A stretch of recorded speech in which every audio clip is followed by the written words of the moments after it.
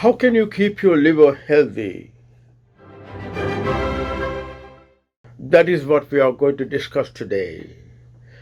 This is an important topic to discuss as we take our liver health for granted and focus more on the heart health as the days go by.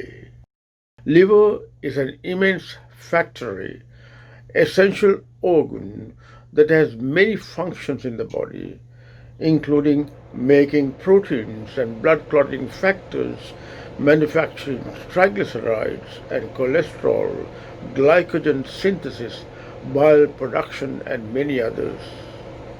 Your liver also serves to eliminate harmful biochemical waste products and detoxify alcohol, certain drugs, and environmental toxins. We take lots of toxic chemicals in our foods, fruit juices with added preservatives, herbal medicines, some unauthorized drugs, and so on, thanks to our liver, which detoxified them all for another fresh day. From the GI tract, including the pancreas and the spleen, the venous blood containing nutrients and pathogens are first processed in the liver. The liver then processes the nutrients and others and regulates the amount of nutrients that can enter the bloodstream through the hepatic veins. At this stage, I want to emphasize the important functions played by the bile secreted in the liver cells. In addition to the part it plays in absorption and metabolism of fatty acids from the dietary fat, it also has a role as a portal for the exit of biotransformed toxins. Theoretically, an individual with an increased toxic burden due to elevated environmental exposures would need to ensure that they had efficient bile flow to effectively remove conjugated toxins from the liver. All dietary foods and electrolytes you consume after digestion in your gut goes through the portal veins primarily into the liver. Fatty acids from the digestion of dietary fats seems to take a different pathway through the lacteal system and thoracic duct to drain into the big vein at the junction of the left jugular and subclavian veins.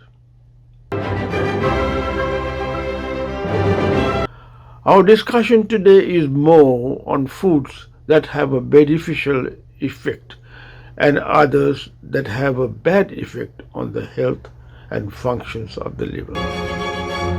Eating too much of carbs and fats can cause liver damage. The extra fat can build up in your liver cells and lead to non-alcoholic fatty liver disease. Sri Lankan's daily staple food seems to be rice and curry. Most people eat more than a cupful of boiled rice per meal. Each such cup contains approximately 50 grams of carbs having 200 calories. Fatty liver is quite common among Sri Lankans living in Sri Lanka and other countries. It becomes an obsession for some and keeps on telling friends that I have a fatty liver without realizing seriousness of the disease, taking no basic remedial measures. All processed foods, carbs with high glycemic index, such as white bread and white rice, on daily consumption will give you a non-alcoholic type of fatty liver. Mind you, frequent heavy consumption of spirits also give an alcohol type of fatty liver disease. Eating more than a cupful of boiled white rice is a qualification to get a fatty liver. Unprocessed brown rice and wholemeal bread seems to be a better choice if you have a fatty liver.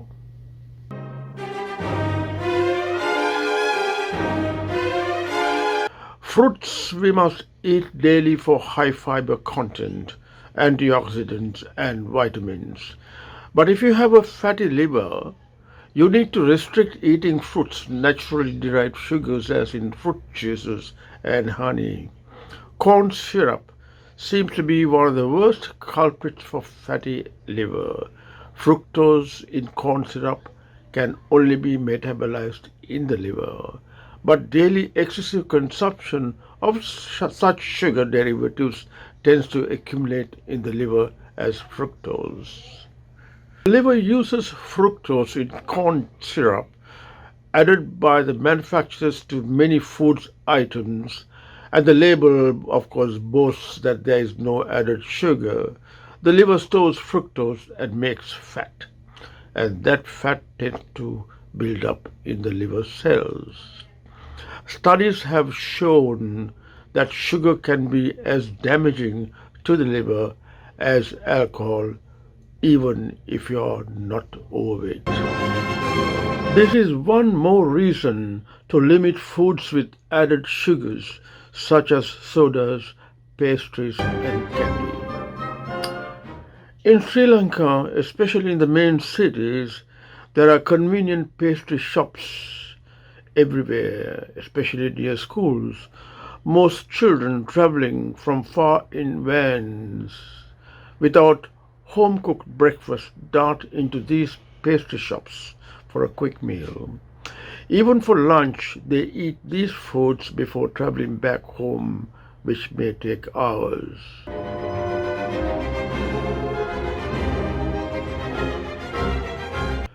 This is the main reason why young adults also suffer from fatty livers in Sri Lanka. Research reveals that people who drink a lot of soft drinks are more likely to have non-alcoholic fatty liver disease. Increased liver triglycerides accumulation contributes to fatty liver. Remember, triglycerides are really a fat that is used to store the dietary fatty acids.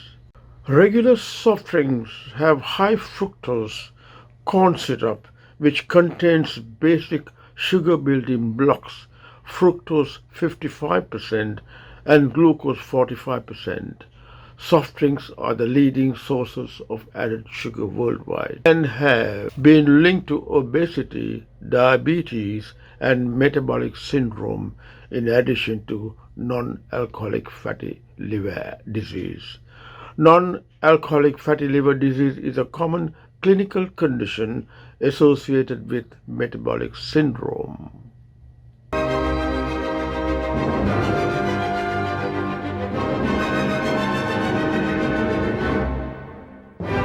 Inappropriate dietary fat intake, excessive intake of soft drinks, insulin resistance, and increased oxidative stress combine to increase free fatty acid delivery to the liver and increase hepatic triglycerides accumulation contribute to fatty liver. Always keep your serum triglycerides levels within the normal range of 150 milligrams per deciliter. A low-fat, reduced-calorie diet can help you lose weight and reduce the risk of fatty liver disease. Trans fats are man-made fats used in packaged foods and baked goods for added shelf life also affects your liver. A better way through which you can protect your liver is by choosing brown rice and whole grain as mentioned earlier. Eat foods like beets, cabbages, cauliflower, pears, legumes, apples. They all improve the functionality of the liver. Broccoli is shown to help prevent the buildup of fat in the liver, trusted source in mice. Eating more greens like spinach, Brussels sprouts, and kale can also help with general weight loss. Coffee lowers abnormal liver enzymes. Studies have shown that coffee drinkers with fatty liver disease have less liver damage than those who don't drink this caffeinated beverage. Caffeine appears to lower the amount of abnormal liver enzymes of people at risk for liver diseases. With fatty liver, you may lose your appetite early, suffers from abdominal pain, development of weakness, and mentally confused. Fatty liver can expect to lead to cirrhosis and liver failure. The early symptoms of cirrhosis are reduction in brain functionality, excessive development of confusion, heavy bleeding from minor bruises, jaundice, accumulation of fluid in abdomen. Hope this video presentation on the liver was useful. Stay safe and goodbye.